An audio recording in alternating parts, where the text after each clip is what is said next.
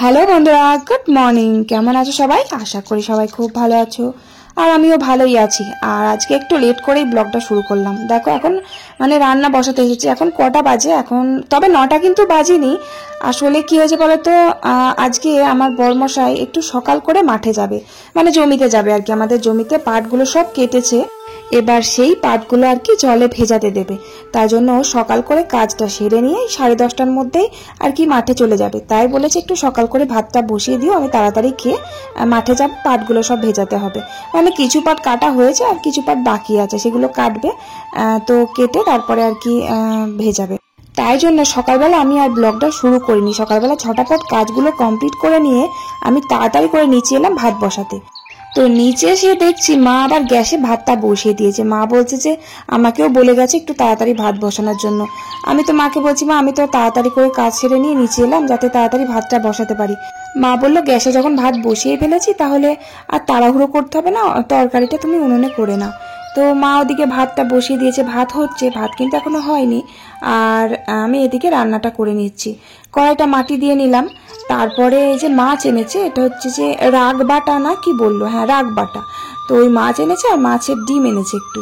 তো আজকে মাছটা আলু কচু বেগুন দিয়ে তরকারি করব, আর মাছের ডিমটা যেমন বড়া করি পেঁয়াজ দিয়ে, পেঁয়াজ ছাড়া। তো আমার গুবলু সোনা মাছের ডিমের বড়া খেতে খুব ভালোবাসে। তো যাই হোক, তো এই যে একটু পেঁয়াজ ভেজে নিলাম, পেঁয়াজ আর লঙ্কা ভেজে নিলাম একটু আলু সিদ্ধতে মাখার জন্য।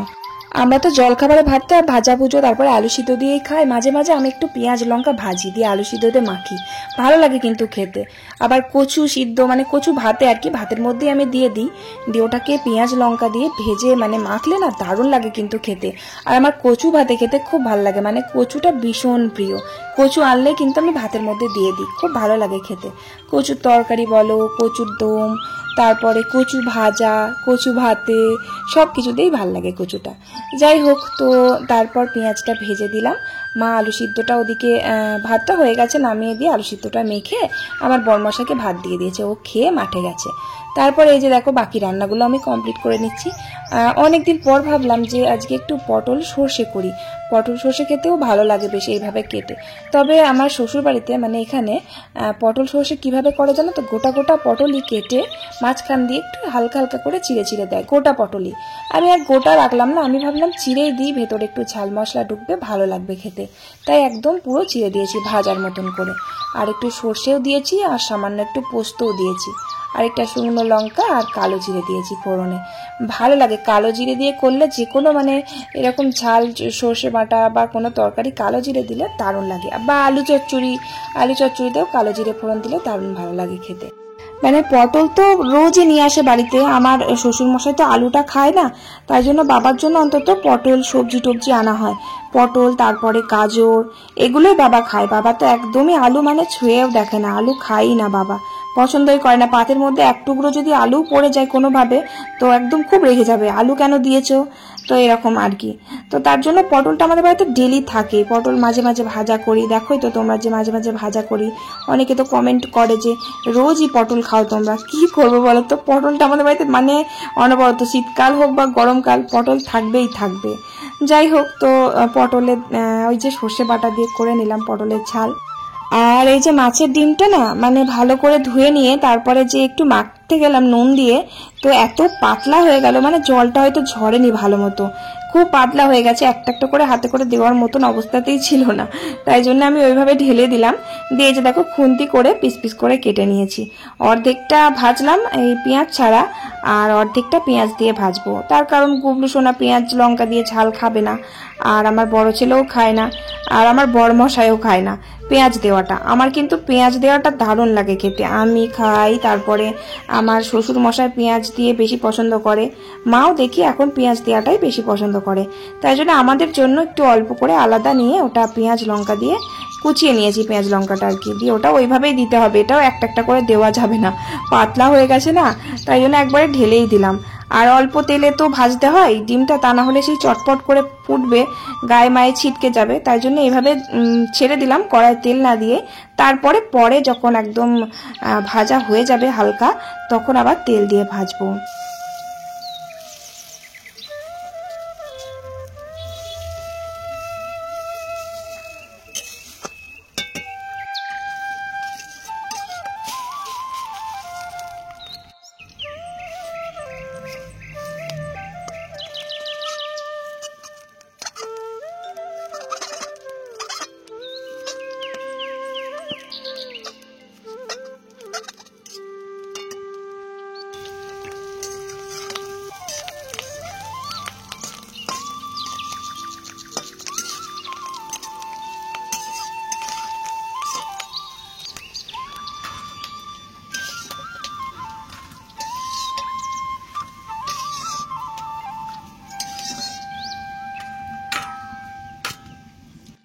ব্যাস মাছের ডিমটা ভাজা হয়ে গেল। দুই রকমভাবে ভাজলাম, পেঁয়াজ ছাড়া আর পেঁয়াজ দিয়ে। আর এই যে দেখো মাছটা মানে রাগ বাটা, এটা বাটা মাছ কিন্তু রাগ বাটা, মানে এই মাছটার নাম হচ্ছে রাগ। ভাবো তাহলে কি সব নাম।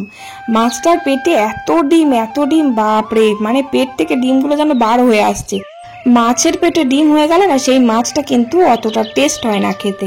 জানি না কেমন হবে এই মাছটা খেতে, তবে খুব ডিম, প্রচণ্ড এক পেট করে ডিম রয়েছে। তো ডিমটা বার করে ফেললে পেটটা কেমন হালকা হয়ে যাবে, ফাঁকা হয়ে যাবে, মাছটা তখন কেমন যেন লাগবে, তাই জন্য আমি আর বার করিনি। অনেকটা করে ডিম আছে, মানে মাছের থেকে ডিম যেন বেশি পরিমাণে, তো আমি আর বার করলাম না ডিমগুলো। আর এই ছোট মাছের ডিমের দানাগুলো বেশি ছোট ছোট, ভাজতে গেলে হয়তো পটপট করে ফাটবে, তাছাড়া ডিম আছে বলে আমি আর বার করিনি। এর ভেতরেই দিয়ে হালকা করে ভেজে নিলাম। তবে ডিমগুলো ভাবছিলাম যে ভাজার সময় তো পটপট করে ফাটবে, বেরিয়ে যাবে, কিন্তু বার হয়নি। কিন্তু এই মাছের ডিম কেমন হবে জানি না, তবে ইলিশ মাছের ডিম এরকম পেটের মধ্যে থাকাকালীন ভাজলে কিন্তু দারুণ খেতে লাগে। মানে পেটের ভেতর থেকে ডিমগুলো না বার করলে খুব সুন্দর লাগে সেই মাছটা রান্না করলে। যাই হোক, এই মাছগুলো সব ভেজে নিলাম। মাছটা ওই যে বললাম আলু, কচু আর বেগুন দিয়ে মাছটা রান্না করবো একটু ঝাল ঝাল করে। আর গুবলু সোনার জন্য একটা আলাদা করে একটু জিরে বাটা দিয়ে মাছটা ঝোল করে দিব। আর আজকে কিন্তু ডাল রান্না করব না, তাই জন্য আলাদা করে মাছটা ঝোল করে দেবো। আর এটা একটু মাখা মাখা করব, এই দিয়ে আমাদের খাওয়া হয়ে যাবে। আর আমার কচু খেতে ভীষণ ভালো লাগে বললাম, কচুর তরকারি থাকলে আমার আর কিছু লাগবেই না। ছোট ছোট চুনো মাছ হলে আর একটু বেশি ভালো লাগতো। ছোট ছোট সব রকমের 5 মিশালি চুনো মাছ দিয়ে কচু, আলু, বেগুন দিয়ে ভীষণ ভালো লাগে, আমার প্রিয় এই তরকারিটা।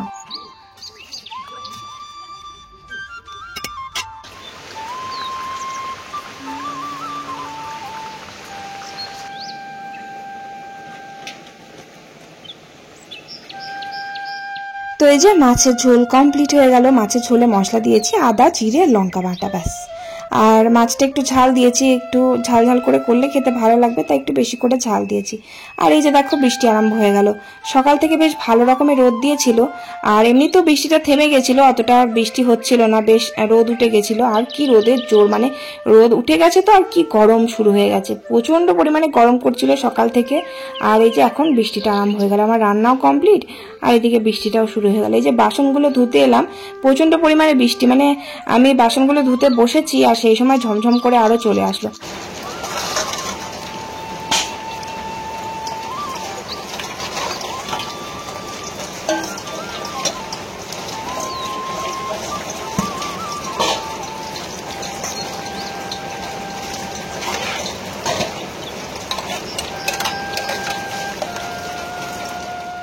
বাসন মাজতে মাজতে পুরোটাই ভিজে গেছি, একদম নাইটি পুরো ভিজে সবে হয়ে গেছে। তাই ভাবলাম জামা কাপড়গুলো যে কাচবো, আমি সকালে রোদ দেখে ভাবলাম বেশ ভালোই হলো, রান্না বান্না হয়ে গেলে জামা কাপড়গুলো সব কাচবো। তো হঠাৎ করে বৃষ্টি আরম্ভ হয়ে যাবে কি করে বুঝবো। তো বৃষ্টি হলেও আমি কিন্তু জামা কাপড়গুলো আজকে কাচবোই। তবে এখন বৃষ্টিটা একটু কম পড়ছে, তো আমি ভিজে গেছি বলে আমি এখন আর গুবলুকে খাওয়াতে গেলাম না। তবে এখন বেশি বেলা হয়নি, 12:30 বাজে। গুবলুকে একটার সময় খাওয়ায়, 1:30 বাজে। এক একদিন এটা ওটা খায় তো নিচে, মায়ের সাথে এটা ওটা খায়, তখন আর খেতে চায় না, তাই একটু দেরি করে খাওয়াই মাঝে মাঝে। যাই হোক, তো আমি জামা কাপড়গুলো এই যে ছাদে নিয়ে এসে কেচে নিচ্ছি। আর এখন বৃষ্টিটা অল্প অল্প পড়ছে, তবে মনে হচ্ছে প্রচন্ড মেঘ করেছে, আবারও বৃষ্টি আরম্ভ হবে। তো এই যে তাই হলো, বৃষ্টি শুরু হয়ে গেছিল, খুব জোরে জোরেই পড়ছিল তখন, এখন পড়ছে না। তবে আমার জামা কাপড় অনেকক্ষণ আগেই কাঁচা হয়ে গেছে, কেচে আমি ওই যে ছাদে মেলে দিয়েছি শুধু চাদরটা। এবার চাদরটা নিচে এবার কোথায় মেলবো, জলগুলো সব গড়িয়ে গড়িয়ে পড়বে, তাই জন্য চাদরটা ছাদেই মেলে দিয়েছি। আর জামা কাপড়গুলো ওই যে সামনে নিচের বারান্দায় গ্রিলের সামনে দিয়ে দিয়েছি। আর আমার চান করাও হয়ে গেছে, এবার আমি খেতে বসবো। আমার বড়মশাই মাঠ থেকে বাড়ি এসেছে 3:30-র সময়, ও খেয়ে একটু শুয়েছে, আর আমার ওই যে বড় ছেলে খাচ্ছে, এবার আমি খেয়ে নেবো। আমাদের খেতে খেতে একটু লেটই হয়ে যায় জানো তো, ওই 4টে বেজে যায়, 3টে, 3:30, 4টে এরকম বেজে যায়। কারণ আমার বর মাঠ থেকে বাড়ি আসে, তখনই আমি খেতে বসি, তার আগে একা একা এমনিতেও খায় না, আর খেতেও ভালো লাগে না। বড় ছেলে তো সব দিন বাড়িতে থাকে না, শনি রবিবারটা বাড়িতে থাকে, স্কুল ছুটি থাকে। তো যাই হোক, তো অনেকদিন পর সোয়াবিন তরকারিটা খেলাম, তো বেশ ভালো লাগলো খেতে। সোয়াবিনটা ছোটবেলায় প্রচন্ড খেতে ভালোবাসতাম, প্রচন্ড। সোয়াবিন তরকারি হলে ভীষণ মজা হতো। মা সোয়াবিন রান্না করেছে আজকে, সোয়াবিন, ডিম, পেটির মাছ, এগুলো খুব ভালোবাসতাম। এখন আর পেটির মাছ খাওয়া হয় না, মানে খাই না আর কি। যাই হোক, তো খাওয়া দাওয়া কমপ্লিট করার পর একটু ঘুমিয়েছি। তারপর আমি ঘুম থেকে উঠেছি 5টার সময়, মানে এত লেট করে ঘুম থেকে উঠি না, মানে ঘুমটা ভেঙে আমি তো দেখে অবাক। দেখো একবার কি রোদ, 5টার সময় এত রোদের জোর। আমি ভাবলাম তাহলে জামা কাপড়গুলো একটু যদি মানে রোদে শুকিয়ে যায় তাহলে দিয়ে আসি। আবার দৌড়তে দৌড়তে ছাদে এলাম এই জামা কাপড়গুলো দেওয়ার জন্য। তো জামা কাপড়গুলো যা একটু শুকাই, আর রোদের জোর সত্যি কি দারুণ, মানে দাঁড়ানো যাচ্ছে না, তাকানো যাচ্ছে না, এত রোদের জোর। ভাবা যায় ওয়েদার, মানে ভগবান কখন যে কি করবে ভগবানই জানে সত্যি করে। বাবারে কি আশ্চর্য, কি রোদের জোর। হ্যাঁ, একটু আগে বৃষ্টি পড়ছিল ঝমঝম করে, একটা ঘুম দিলাম খেয়ে দিয়ে। 4টে বাজে, 4টের বেশি বাজে এখন। আর রোদের জোর এত মনে হচ্ছে বেলা 12টা বাজে, এখন তাকানো যাচ্ছে না, এত রোদের জোর। যাই হোক ভালোই হলো, জামা কাপড়গুলো রোদে দিয়ে দিলাম, প্রচণ্ড ভিজে এখানে ওখানে মেরেছিলাম, জল পড়ছিল ঘরের ভিতর, শুকিয়ে গেল। যাই হোক জলটা তো ঝরে যাবে। তাই বেশিটা কিন্তু বেশ ভালো রকমের ঝমঝম ঝমঝম করে হয়েছে। তো যাই হোক জামা কাপড়গুলো মেলে দিয়ে এসে এই যে বাসনগুলো সব ধুয়ে মেজে নিচ্ছি। আমি ওই খাওয়া দাওয়ার পর আর কি বাসনটা ধুতে পারি না, দুপুরবেলা বিশেষ করে। খাওয়া দাওয়া হয়ে গেলে না তখন মানে আর পারা যায় না, দাঁড়িয়ে দাঁড়িয়ে বাসন ধুতে পারি না। খাওয়া দাওয়া হয়ে গেলে আমি একটু রেস্ট নিই, তারপরে আবার উঠে বাসনগুলো ধুই। ওই তো বড় ছেলে যেদিন স্কুলে যায় ও তো 4টের সময় বাড়িতে আসে, 4:15-র মধ্যে বাড়ি চলে আসে। আর আমাদের তো খেতে খেতে সেই 3টে সাড়ে 3টে বেজেই যায়। তাই একটু গাটা গড়িয়ে নিই, দিয়ে তারপরে বড় ছেলে আসে, উঠতেই হয় ভাত দিই, তখন ও ওদিকে একদিকে খায়, আমি এদিকে বাসনটা ধুয়ে নিই। তারপরে আবার ধুতে হয়, যে বড় ছেলে খেতে একটু লেট করে তখন আবার বাসনটা ধুয়ে নিই। তারপরে আমি আমার কাজ করি, গুবলুকে খাওয়াই, খাইয়ে আমি যে এডিটিং এর কাজ করি, বসে বসে বিকেল সময়টা করি। তো তারপর বাসনগুলো ধুয়ে মেজে তারপরে এই যে ছাদে এলাম। ছাদে এসে দেখছি মোটামুটি ভালোই জল ঝরে গেছে, শুকিয়ে গেছে। পাতলা জামা কাপড়গুলো, বড় ছেলে স্কুলের ড্রেস, তারপরে এই ওড়না টোড়নাগুলো সব, মানে পাতলা নাইটিগুলো সব শুকিয়ে গেছে, মানে হালকা পাতলা ভিজে আছে, যেগুলো ঘরে খাটের আলা গিয়ে দিলেই শুকিয়ে যাবে। সর্বক্ষণ তো পাখা চলে, পাখা চললে ঘরের মধ্যে দিয়ে দিলে না শুকিয়ে যায়। তারপর জামা কাপড়গুলো সব ঘরে এদিক ওদিক সেদিক মেলে দিলাম, দিয়ে এই যে সন্ধে লেগে গেছে, সন্ধেটা দিয়ে দিলাম।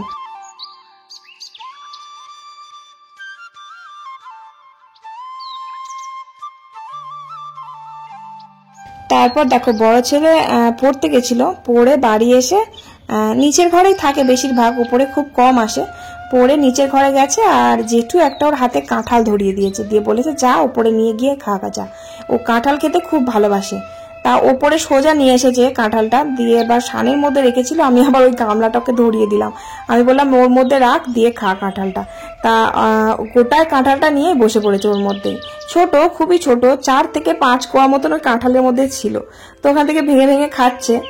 আর আমার গুবলু সোনা সন্ধ্যেবেলা দেখো দুধ বিস্কিট না খেয়ে বসে বসে আচার খাচ্ছে, কিছুতেই দুধ বিস্কিট খাবে না, মানে এত কান্না করছে, ভোলাতেই পারলাম না, আমি দুধ বিস্কিট খাওয়াতেই পারলাম না। তো সামান্য একটুকে আমের আচার দিয়েছিলাম, ও খেয়েছে। তো যাই হোক তারপর আবার পরে ভুলিয়ে ভালিয়ে দুধ খাইয়েছিলাম। আর রাত্রেবেলায় যে ভাত, গরম গরম আজকে ভাত খেলাম। সন্ধ্যেবেলা আমার বর তো আজকে খুব দেরি করে এসেছে, দোকান থেকে কাজ ছিল, যেহেতু সকালবেলা মাঠে থাকে, তো তাই রাত্রেবেলা একটু বেশিক্ষণ কাজ করে, 9টা অবধি। তো 9টার সময় বাড়ি আসলো বলে আমি আর মুড়ি টুড়ি কিছু খাইনি, ও খায়নি, আর আমারও খাওয়া হয়নি। অত রাতে আর কি খাবো, তাই মাকে বলেছিলাম দুটো ভাত আমার জন্য চাল নিয়ে নিতে। তাই ওই যে গরম গরম ভাত খেয়ে নিলাম, আর ও বেলাকার তরকারি ছিল, ওই দিয়েই ভাত খেয়ে নিলাম। আর গুবলু সোনাও, বড় ছেলে, দুজনেই ভাত খেয়েছে। গুবলু সোনাকে অনেকক্ষণ আগে খাইয়ে দিয়েছি। আর আমার বরমশাই ছাতু দিয়ে মুড়ি দিয়ে খেয়েছে। আর বড় ছেলে ওই যে খাচ্ছে, আর আমি এখন খেয়ে নিচ্ছি। চলো ভিডিওটা কেমন লাগলো কমেন্ট করে জানিও। ভালো থেকো সবাই, সুস্থ থেকো। আজকের মতো টাটা, বাই বাই।